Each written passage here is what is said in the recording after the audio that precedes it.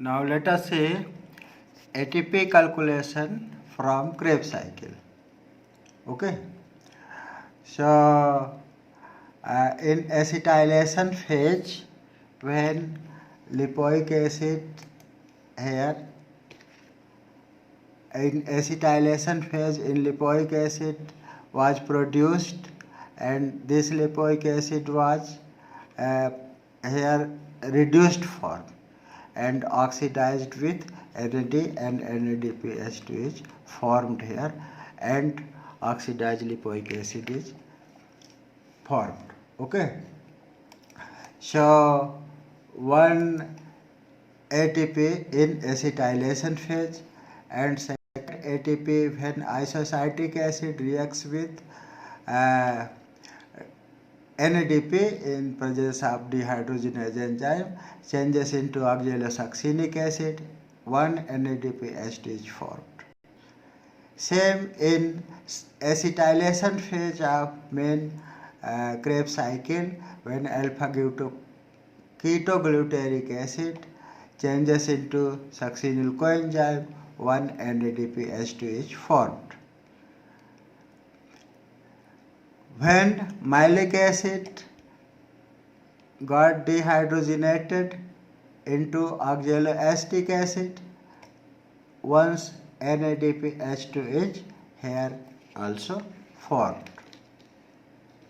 So 3 NADPH2 from main Krebs cycle and 1 NADPH2 from acetylation phase of Krebs cycle. So total 4 NADPH2 is formed here. So 4 NADPH2, 1 NADPH2 gives 3 ATP. So 4 3 is 12 ATP, and we know glucose is 6 carbon compound and pyruvic acid is 3 carbon compound, which changes into acetylation coenzyme and giving so acetyl coenzyme remains 2 carbon compound. Here 1 carbon dioxide was released out. I mean 3 carbon compound goes to Krebs cycle and 2 carbon compound acetyl coenzyme goes to main Krebs cycle. So since it is dicarboxylic acid, 3 carbon compound cycle, so it is going to be doubling 3 carbon pyruvic acid. Pyruvic acid is 3 carbon compound, enters into Krebs cycle. So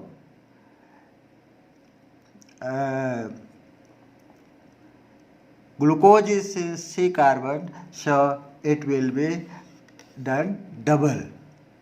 So 4 NADPH2 giving 3 carbon, 3 ATP, so 4 3 is 12, so double is equal to 24 ATP. I have already told that when succinyl coenzyme changes into succinic acid with the help of thiokinase, 1-GDP is formed here. And succinic acid when changes into fumaric acid, here 1-FADH2 is formed. Okay. So here it is described that succinyl coenzyme with thiokinase GDP is formed, which goes to substrate phosphorylation and 1 TP is produced. So doubling to 1 ATP, it is 2 ATP.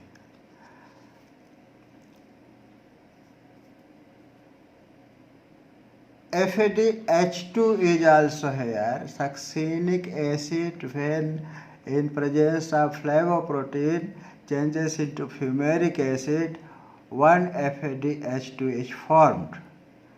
Pyridoxine adenosine dihydrogen phosphate. Okay.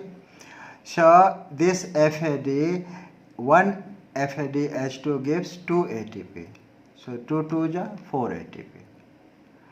So total ATP from Krebs cycle will be 24 plus 4 plus 2 is equal to 24 plus 4, 28 plus 2, 30 ATP. From glucose, we got 8 ATP roughly. So total 30 ATP from Krebs cycle, 8 ATP from glycolysis. Total ATP from one glucose molecule's oxidation is got 30 plus 8 is equal to 38 ATP. Is that clear? There is nothing. 4 NADPH2 is formed. 4 3 is 12, 12 2 is 24. Okay. 1 FADH2 is formed. 1 2 is 2 and 2 2 is 4 ATP.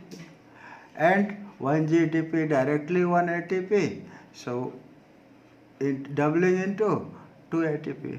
And total 24 plus 4 plus 2 is equal to 30 ATP. And 8 from glucose, disintegration, that is glycolysis.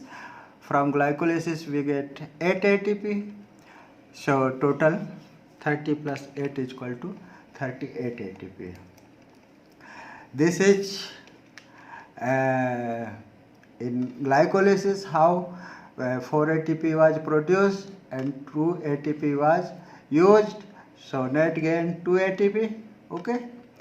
And from NADPH2 there is roughly we have calculated 3 ATP, but actually it is less than 3 ATP. When one NADPH2 enters into malate aspartate shuttle, it produces 10 protons. And for 1 ATP, 4 protons are needed. So 10 by 4 is equal to 2.5 ATP. So doubling 5 ATP. And the same NADPH2 when enters into glycerophosphate shuttle, it gives 6 protons. Here it is described. So 6 by 4 is equal to 1.5 ATP. And its doubling 3 ATP. Okay. So from glycolysis 2 plus 5 is equal to either 7 ATP or 2 plus 3 is equal to 5 ATP. So there are not exactly 8 ATP from glycolysis, but it is accepted that from 1 NADPH2 3 ATP is formed roughly, roughly. So 12 and 12 and 2 is 14, and from GTP1 from FADH to 2. So total 38 ATP we have to calculate. From glycolysis to NADPH2 was, so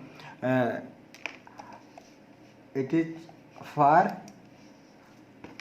this one, for total from glycolysis to NADPH2 and to ATP and to NADPH2. So 3 2 is 6 plus 2. It is roughly estimated 8 ATP. So 3 plus 8 is equal to 30 ATP. Here we can calculate and it is accepted. Okay, thank you for watching. You can like it and subscribe it also. Thank you.